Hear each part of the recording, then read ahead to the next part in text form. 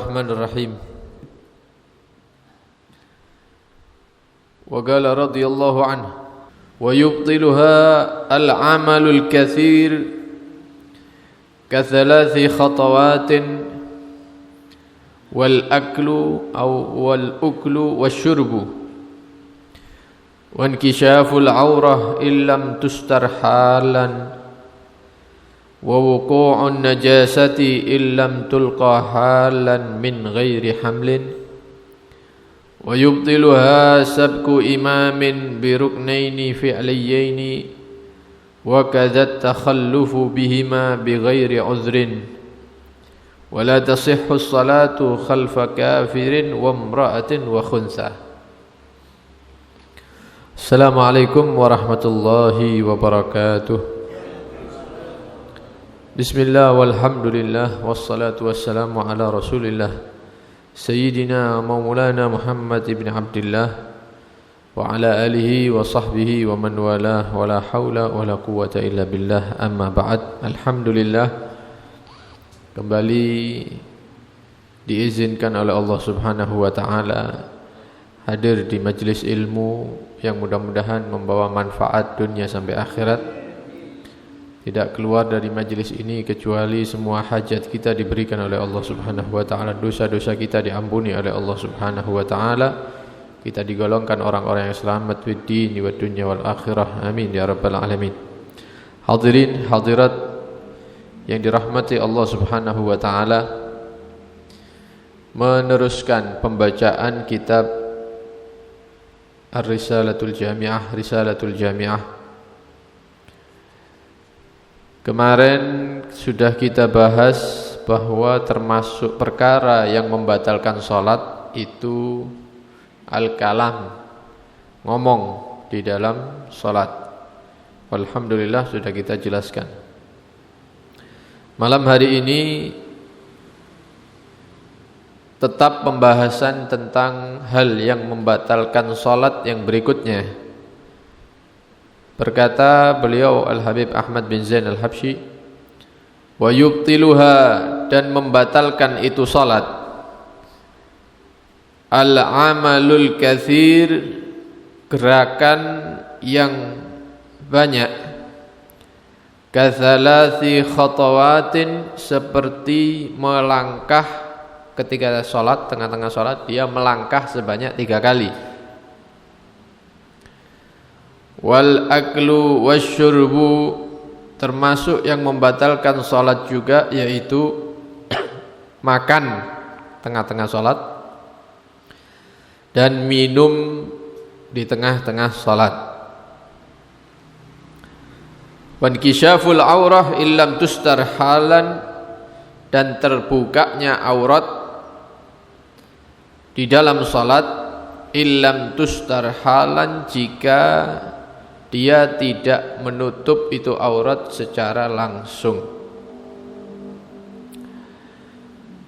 Kita bahas yang pertama dulu, yaitu perkara yang membatalkan salat, yaitu al-amalul katsir, melakukan gerakan di dalam salat.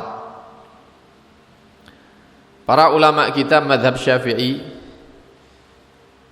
jika ada orang melakukan gerakan di dalam salat, maka gerakan tersebut dibagi atau digolongkan menjadi 2. Digolongkan menjadi 2. 1, gerakan yang min jinsi af'alis shalah.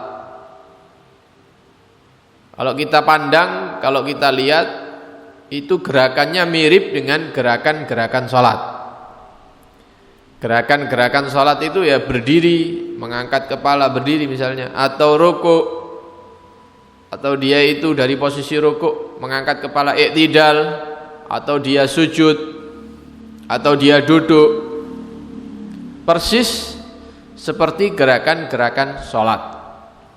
Itu kelompok atau golongan yang pertama. Jadi para ulama mengatakan gerakan di dalam salat itu digolongkan menjadi 2, dikelompokkan menjadi 1, gerakan yang kalau kita perhatikan itu min jinsi af'alis shalah. Mirip dengan gerakan-gerakan yang kita lakukan di dalam salat. Yang kedua yaitu laisa min jinsi af'alis shalah. Kalau kita lihat orang yang melakukan ini, gerakan ini, itu adalah gerakan bukan gerakan salat. Bukan gerakan salat. Seperti apa? Seperti melangkah. Dari tempatnya dia maju ke depan. 1, 2. Ini bukan gerakan yang mirip dengan gerakan salat, karena salat itu tidak ada ngelangkah itu. Atau mundur, jalan mundur. Atau jalan menyamping misalnya, miring. Atau contoh yang lain seperti memukul orang ketika sholat. Mungkin disenggol dari belakang, ngamuk, tidak terima. Padahal dia dalam keadaan sholat. Kemudian yang nyenggol ada di sebelahnya, dia dipukul. Nah, ini gerakan yang bukan gerakan sholat itu sudah. Jadi gerakan itu oleh para ulama kita dibagi menjadi dua. Gerakan-gerakan yang mirip dengan gerakan sholat. Juga yang kedua yaitu gerakan yang kalau kita perhatikan bukan termasuk gerakan sholat, seperti melangkah atau memukul tadi dan yang lainnya. Nah, kita bahas yang pertama dulu. Gerakan yang mirip dengan gerakan sholat. Ya pasti, karena sholat sendiri itu harus ada gerakan. Karena arti sholat yaitu aqwalun wa af'alun muftatahatun bitakbir muhtatamatun bitaslim ghaliban. Karena makna salat sendiri yaitu gerakan-gerakan, bacaan-bacaan yang pembukaannya itu dengan takbiratul ihram, Allahu Akbar.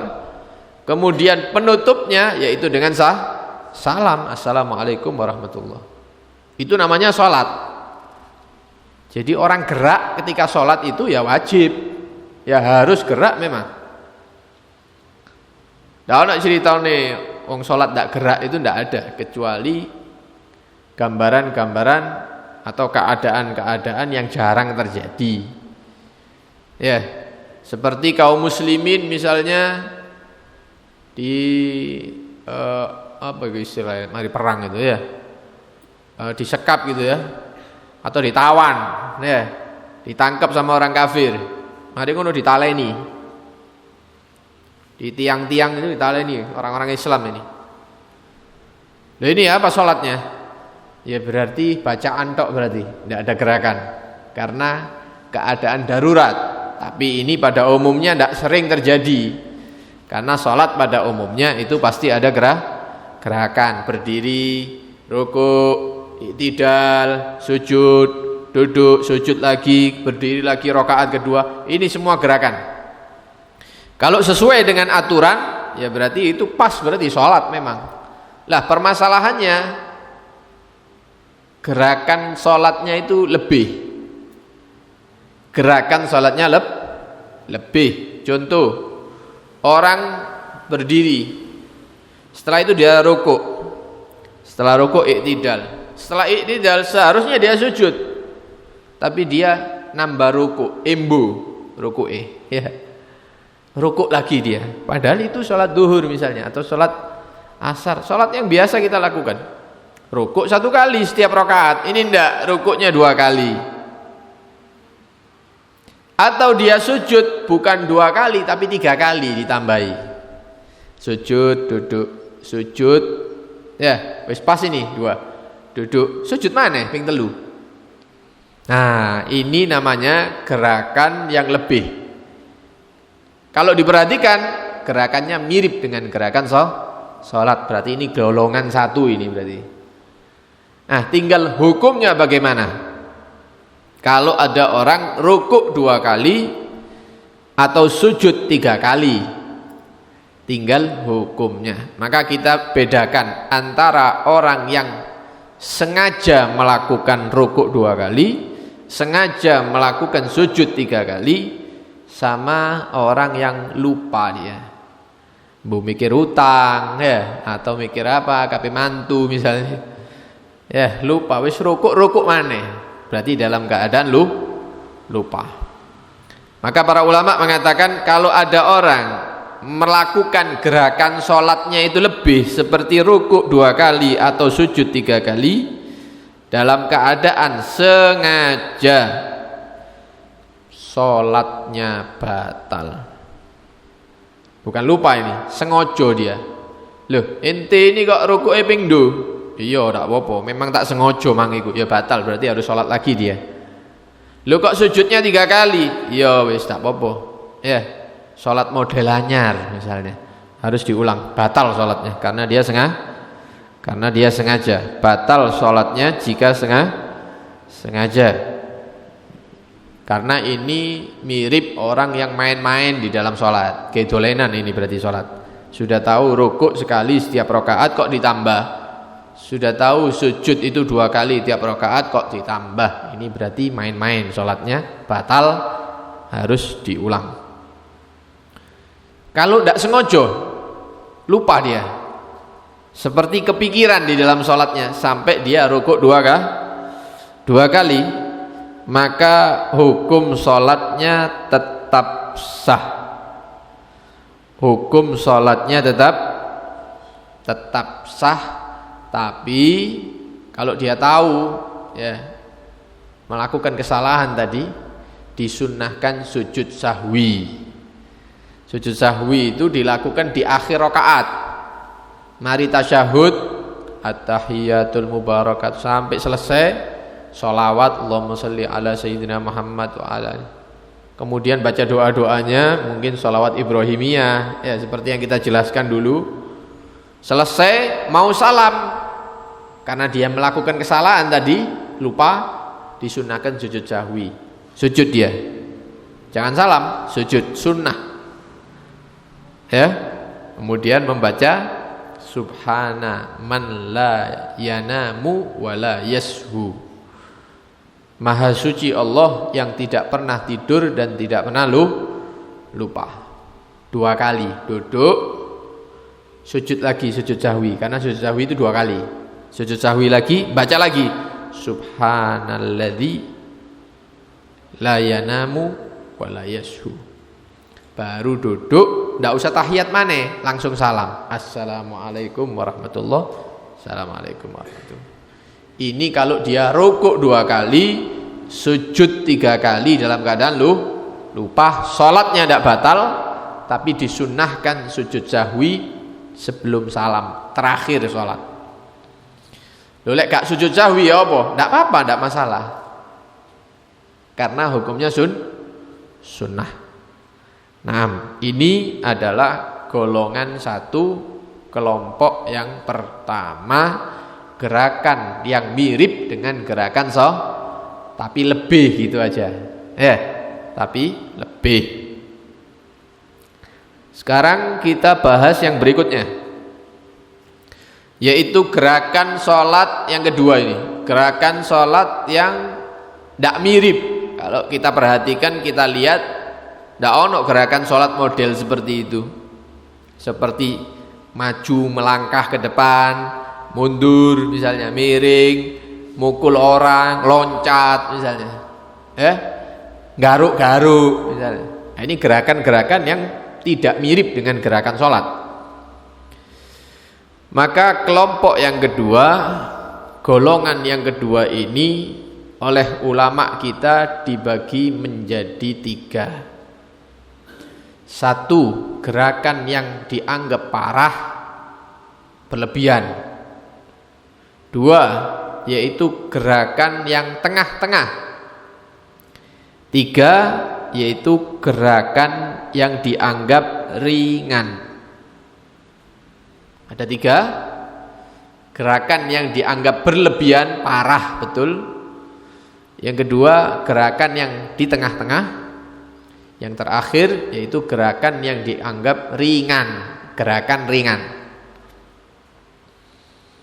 Gerakan yang dianggap keterlaluan, parah, yaitu dicontohkan oleh para ulama, memukul tengah-tengah sholat. Ini parah ini, memukul tengah-tengah sholat. atau dia loncat tengah-tengah sholat ono tikus misalnya ya, wedi ambek tikus mencolot, batal itu, diulang dari awal itu. Loh, ada tikus? Iya tikus, ya macan, terserah. Pokoknya kalau loncat batal sholatnya, karena itu gerakan yang parah itu, gerakan yang dianggap keterlaluan, berlebihan, seperti memukul tengah-tengah sholat atau loncat tengah-tengah sholat. Maka takbir lagi dari awal, takbir lagi dari awal. Yang kedua yaitu gerakan yang dianggap tengah-tengah, gerakan yang dianggap tengah-tengah. Contoh seperti salasi khotawatin, melangkah 3 kali, baik ke depan atau mundur ke belakang atau menyamping, ya sebanyak 3 kali. Maka ini kalau dilakukan dan nyambung antara gerakan 1, 2, dan 3, hukum sholatnya batal karena dianggap gerakan yang banyak, ya dianggap gerakan yang banyak. Contoh yang lain garuk-garuk, tapi garuk-garuk ini yang gerak telapaknya semua, bukan jarinya tok, ya tangannya ini semua telapaknya gerak semua, ya ikut gerak semua segini. Ini gerak semua. Ini kalau berlangsung sampai 3 kali, maka hukum sholatnya batal. Walaupun nanti ada pengecualian, nanti di akhir kita sampaikan. Jadi gerakan-gerakan yang seperti ini tergolong yang nomor 2, yang parah sudah. Ini yang tengah-tengah ini, seperti ngelangkah atau garuk-garuk misalnya, atau gerakan yang lain. Contoh, tengah-tengah sholat baca Fatihah, tiba-tiba dia menggerakkan kepalanya, kemudian tangannya diangkat 3 kali nyambung semuanya, ini batal. Atau bareng kepalanya diangkat gini, tangannya diangkat tengah-tengah sholat, maka sholatnya batal, ya. Jadi harus ada 3 gerakan, 3 gerakan tadi itu nyambung, maka hukum sholatnya dikatakan batal. Loh, kalau dikatakan 3 langkah batal, lek mandek ya apa? Ya, kalau berhenti bagaimana? Contoh, dia di sini, kiblatnya di sana, kemudian dia ngelangkah 1, ya kaki kirinya disamakan, mandek diem. Agak lama dia gerak lagi, disamakan lagi kakinya. Apakah batal? Enggak, karena enggak nyambung. Karena itu sampean kalau ada soft kosong di depan, enggak ada sing ngisi, ya disunnahkan untuk maju. Tapi maju ini ada buat gitu, itu membatalkan itu. Ya pelan-pelan, maju 1 dulu, mandek. Ada kena maju meneng, mandek mana? Mari dipaskan. Jangan langsung. Karena gerakan yang nyambung itu, melangkah nyambung itu membatalkan sholat. Sampai lah biasanya ketok ya, kalau ada sholat berjamaah agak banyak, tengah-tengah sholat ono sing batal, ada yang keluar, diisi softnya, biasanya yang ngelangkah itu pelan-pelan biasanya. Ya, 1 berhenti, 1 berhenti, terus seperti itu. Ya, ini yang tidak membatalkan sholat karena tidak nyambung gerakan, 3 gerakan tadi itu. Baik. Sebelum kita lanjutkan, ada beberapa hal yang ditanyakan, biasanya ditanyakan, yaitu yang pertama, orang salah posisi duduk. Contoh, ini sudah tahiyat akhir, tasyahud akhir. Ya, duduknya kan kaki kirinya dikeluarkan gini ya. Kaki kanannya ditegakkan, yang kiri keluar gini. Duduk. Ya, bagian belakangnya dia ditempelkan ke ke lantai, ke karpet. Seharusnya seperti itu. Ini enggak, dia lupa. Duduknya seperti tasyahud awal. Jadi kakinya diduduki sama dia. Kayak tasyahud awal. Mari ngono eling, lo iya ini tasyahud akhir. Dirubah, diangkat ya. Mohon maaf, bagian belakangnya dia, pantatnya dia diangkat, kemudian kakinya dikeluarkan untuk duduk posisi tasyahud akhir. Salah posisi duduk. Nah, kadang-kadang orang-orang itu ketika merubah posisi itu dia merunduk kepalanya ke depan. Merunduk gini, kemudian kakinya dikeluarkan baru dia duduk lagi. Ini dipermasalahkan oleh para ulama itu. Apa masalahnya? Masalah orang yang tidak bisa sholat fardu dalam posisi berdiri. Kalau ada orang tidak iso ngadeg sholat fardu, sholat wajib, maka urutannya nanti setelah kalau memang bisa agak condong ya condong, kalau bisa pakai kursi ya kursi, kalau tidak bisa duduk di bawah. Sholat fardu duduk di bawah. Lah caranya rukuknya mereka itu dalam posisi duduk cukup merunduk gini sedikit, kemudian diangkat, itu sudah dianggap rukuk itu. Merunduk, kemudian diangkat, itu sudah dianggap rukuk, kemudian dia iktidal, karena dia tidak mampu sholat berdiri. Nah, kembali ke permasalahan kita, kalau ada orang salah posisi duduk, tasyahud akhir keliru dia, duduknya tasyahud awal, dirubah. Lah, ngerubahnya seperti orang tadi itu. Diangkat kepalanya ke depan, kakinya dikeluarkan, kemudian dia duduk. Nah, ini seakan-akan menyamai orang yang sholat tidak bisa sholat berdiri tadi ketika rukuknya. Berarti seakan-akan dia sengaja menambah rukuk seperti rukuknya orang yang tidak mampu itu. Sebagian ulama menyatakan kalau dia itu merubah posisi duduknya sampai kepalanya ke depan, maka sholatnya batal. Cuman yang patut kita syukuri, ternyata ada pendapat ulama yang mengatakan tidak batal. Ya bukan berarti kita lek ngono wis ngambil yang enteng, bukan, tapi lebih berhati-hati karena ada yang mengatakan batal. Nah, sampean paham enggak? Tak gambar. Jadi posisinya itu, ini tasyahud akhir salah duduk. Ya caranya berarti tidak usah maju kepalanya, diangkat aja, mungkin pakai bantuan tepuk tangan ya, atau tidak usah kalau memang bisa ya, diangkat sedikit aja. Nah, wes, tidak usah maju ke depan, jangan gini. Nah, itu yang ini, yang benar. Ketika salah diangkat aja. Kayak nol, tua dah. Itu ada yang mengatakan batal itu kalau merunduk ke depan itu. Tapi Imam Al-Imam Romli mengatakan tidak batal. Artinya kalau kita menyaksikan orang-orang seperti itu, mungkin karena syebe terlalu tua, tidak iso lek gak ngono, maka kita anggap itu sholatnya tetap sah aja. Tapi kalau untuk kita pribadi, kalau bisa lebih berhati-hati. Itu yang pertama.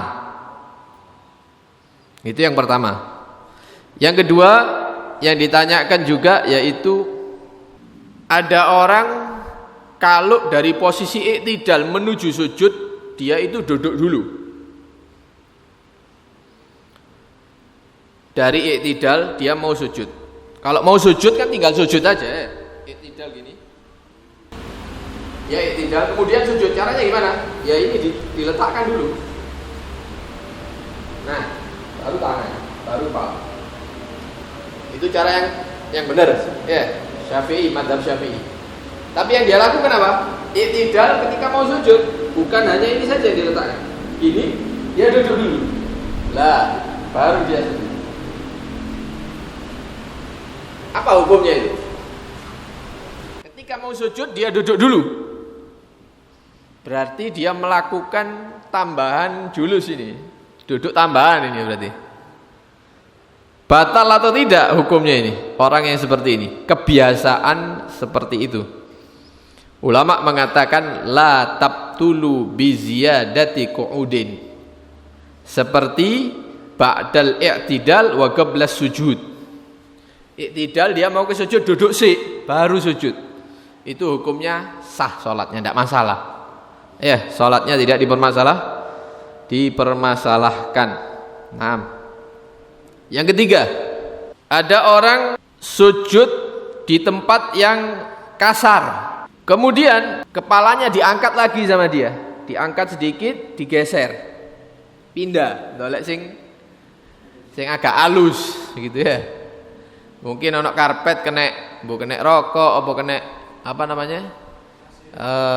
Bakar dupo itu ya. Ono kasar-kasari. Dia salah milih tempat ini. Sujud kena kasari, diangkat sama dia pindah sebelah. Dolek sing halus. Ya. Ini hukumnya menurut sebagian ulama membatalkan sholat. Ya, sebagian ulama mengatakan membatalkan sholat. Kecuali kalau dia merasa tersakiti dengan tempat yang dia sujudi. Ono watune misalnya, mancep di sini, ya angkatan. Ya diangkat. Atau ada sesuatu yang menyakiti yang lainnya. Ya saiki insyaallah tidak ada, soalnya nggak karpet atau lantai. Kalau dulu kan zamannya Nabi dan sahabat itu sholatnya kan di tanah. Ya. Jadi kadang-kadang mancep opo di sini, nah itu diangkat, boleh hukumnya, tidak membatalkan selama mengganggu. Tapi kalau hanya sekedar kasar saja, tidak usah diangkat. Sabar ya, sabar sedikit. Yang berikutnya, yaitu orang yang terkena penyakit gatal-gatal. Kita tadi bahas kalau ada orang garuk-garuk sak telapake gerak kabeh 3 kali itu membatalkan sholat. Bagaimana kalau dia ini penyakitan, kena penyakit kulit sehingga dia tidak bisa menahan diri untuk meninggalkan gerakan tadi, garuknya tidak kuat, ngempet misalnya, harus digaruk ya karena sakitnya, penyakitnya. Maka dikatakan hukum bagi orang-orang yang kena penyakit kulit ini dan dia tidak mampu menahan, hukumnya boleh digaruk tadi, itu boleh hukumnya. Dan ini termasuk keadaan-keadaan darurat. Keadaan-keadaan darurat. Walaupun gerakannya sampai ya sekian kali misalnya, ya, terus sampai dia lego, wis mari terus tidak apa-apa bagi orang yang kena penyakit kulit, gatal-gatal. Begitu juga termasuk keadaan darurat, yaitu ketika kita didekati oleh hewan yang berbahaya. Karena Nabi SAW memerintahkan para sahabat untuk membunuh ular yang datang kepada orang yang sholat, walaupun orangnya tadi itu yang membunuh dalam keadaan sholat, tengah-tengah sholat. Bila ulo misalnya mengarah kepada kita, itu namanya keadaan darurat. Sama Nabi diperintahkan untuk dipukul itu ularnya. Lek mukul kan tidak mungkin gaya tenaga dalam ya, pasti pakai tangan. Nah, itu apakah sholatnya batal? Enggak, karena itu keadaan darurat juga. Sama seperti orang yang kena gatal-gatal, itu keadaan darurat, boleh melakukan gerakan-gerakan yang banyak. Paham? Jadi dari sini bisa kita simpulkan bahwa gerakan yang membatalkan ini yaitu ketika dilakukan 3 kali dan bersambung, ya, dan bersambung, dan bukan dilakukan karena keadaan darurat. Dan apa-apa moro-moro maju dia 3 langkah berturut-turut nyambung gerakannya, batal. Tapi kalau dia ingat baru ngelangkah 1 kali mandek, berarti tidak batal berarti. Atau baru 2 kali gerakan dia berhenti, maka hukumnya tidak batal karena itu dianggap sedikit. Karena itu dianggap sedikit. Dan Nabi SAW sendiri pernah melakukan gerakan di dalam sholatnya, dan hadisnya sangat banyak. Di antaranya bagaimana hadis yang menjelaskan Rasulullah SAW melepas alas kakinya tengah-tengah sholat. Jadi sholat dalam keadaan memakai alas kaki. Kayak gini ya, macam-macam diusir, diseret. Kalau dulu tanah semua. Jadi sahabat, kemudian Nabi SAW sholat memakai alas kaki itu tidak apa-apa selama suci. Apalagi musim dingin. Ya biasanya dipakai terus itu sepatunya itu ke dalam masjid. Kalau sekarang ya tidak mungkin. Mungkin sekarang kaos kaki mungkin ya sekarang. Nah ketika Rasulullah SAW sholat memakai alas kaki itu dilepas tengah-tengah sholat sama Nabi.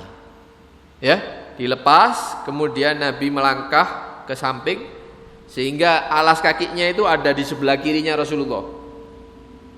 Diposisikan di sebelah kirinya Rasulullah. Padahal itu Nabi tengah-tengah sholat.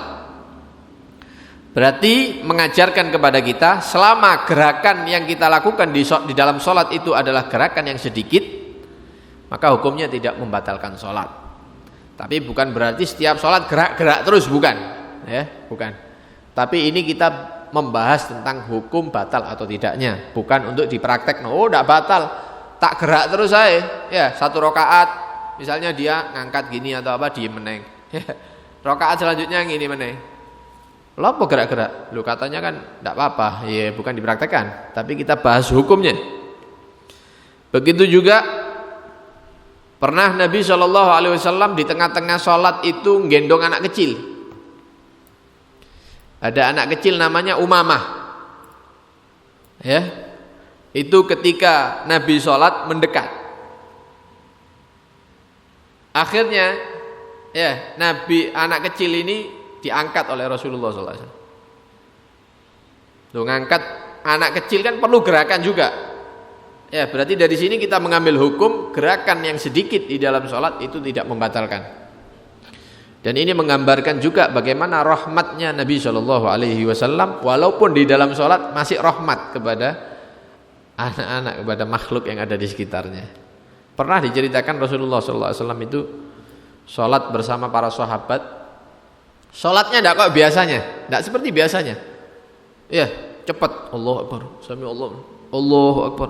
Pokoknya agak cepat sholatnya. Sahabat-sahabat ini bingung. Tumben dungaren Rasulullah ini sholatnya ngebut, ya, cepet-cepetan. Maka Nabi faham kalau para sahabat ini bertanya-tanya, kok biasanya sholatnya. Maka langsung dijelaskan oleh Rasulullah SAW. Setelah selesai sholat dijelaskan. Katanya Nabi, saya tahu kalian itu menyaksikan sesuatu yang tidak biasa dari diri saya. Maka kata Rasulullah, tengah-tengah sholat itu saya mendengar ada suara bayi yang nangis. Saya mendengar suara bayi yang menangis yang tidak berhenti. Saya takut ibunya ikut sholat di belakang saya. Karena itu saya tidak pengen memanjangkan sholat, supaya anak itu cepat didatangi sama ibunya. Sallallahu alaihi wasallam. Rahmat luar biasa, kasih sayangnya luar biasa Nabi sallallahu alaihi wasallam. Nah, di hadis yang lain, ketika Nabi SAW sholat di dekat istrinya Sayyidatuna Aisyah radhiyallahu anha, ya, Nabi itu ketika posisi sujud, beliau seperti menggerakkan gitu ya, menggerakkan kakinya istrinya. Tentunya bukan kulit dengan kulit. Ya, artinya istrinya mungkin tertutup dengan kain. Ya, Nabi ketika sujud kemudian digerakkan itu kakinya. Mungkin niatnya membanguni itu ya, membanguni istrinya. Nah, itu dilakukan oleh Rasulullah SAW. Tengah-tengah sholat dilakukan. Berarti ini adalah gerakan yang sedikit di dalam sholat itu tidak membatalkan sholat.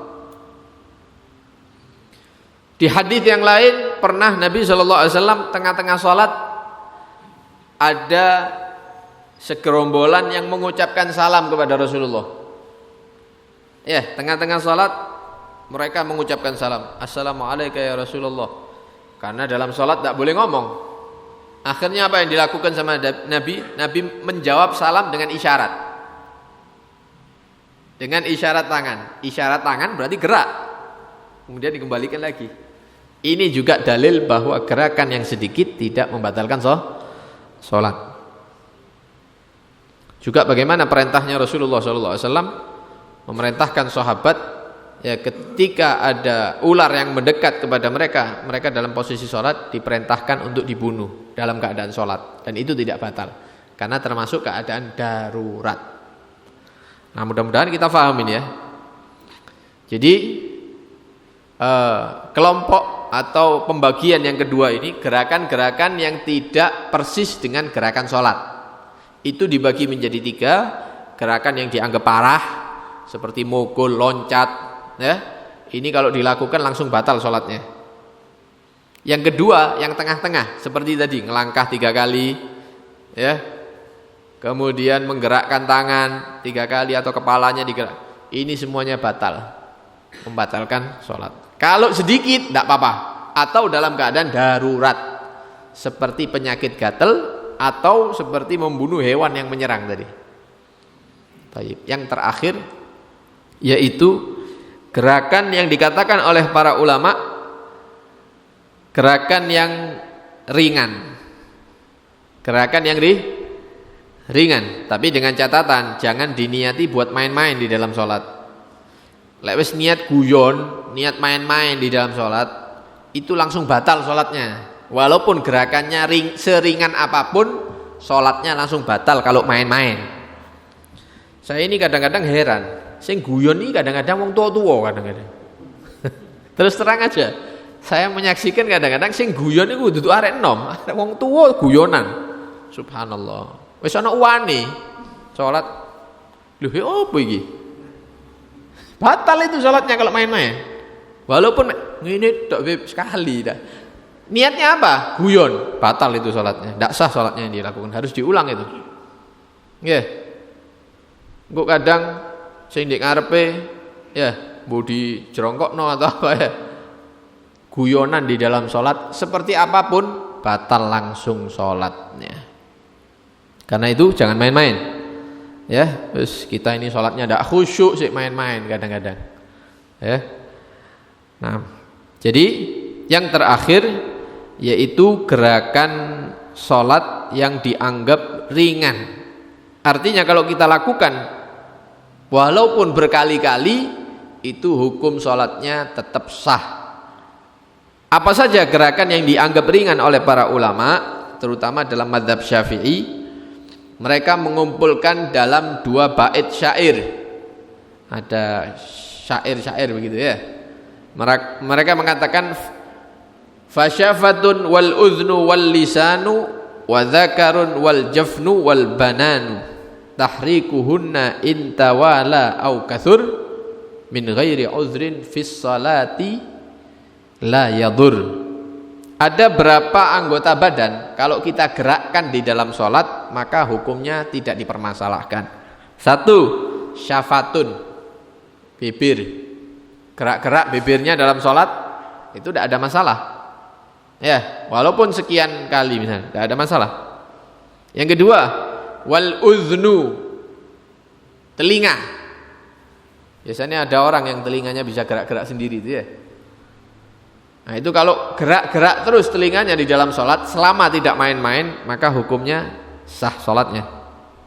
Yang ketiga al-lisan, ini lidah, ini ilat ya, lidahnya gerak-gerak atas bawah misalnya ya, atau ngambil apa sesuatu mau dibuang misalnya, lidahnya gerak, ilatnya gerak tengah-tengah sholat walaupun banyak geraknya tidak ada masalah juga.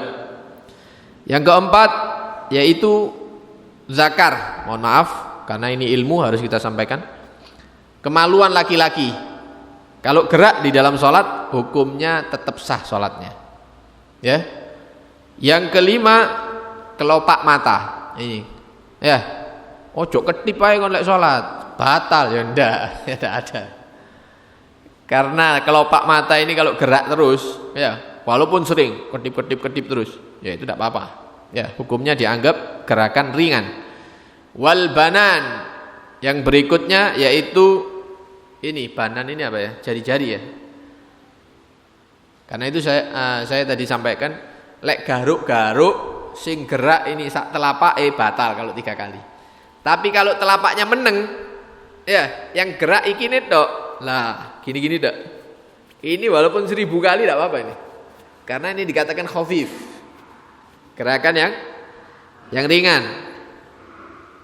Tahrikuhunna, menggerakkan anggota-anggota yang disebutkan tadi itu, bibir, telinga, lidah, kemaluan, kelopak mata, jari-jari, ruas jari, itu kalau digerakkan intawala, walaupun terus-terusan, au kasur, dan banyak, min ghairi udhrin, walaupun ya bisa dia tinggalkan, fis salati, di dalam salat, la yadur, tidak membahayakan sahnya salat, artinya tetap sah. Mudah-mudahan bisa difahami. Nah, ini bahas yang pertama ini ya, al-amalul katsir, gerak yang banyak di dalam salat seperti 3 kali gerakan. Belum kita bahas al-aklu wasyurbu itu ya, makan di dalam salat, minum di dalam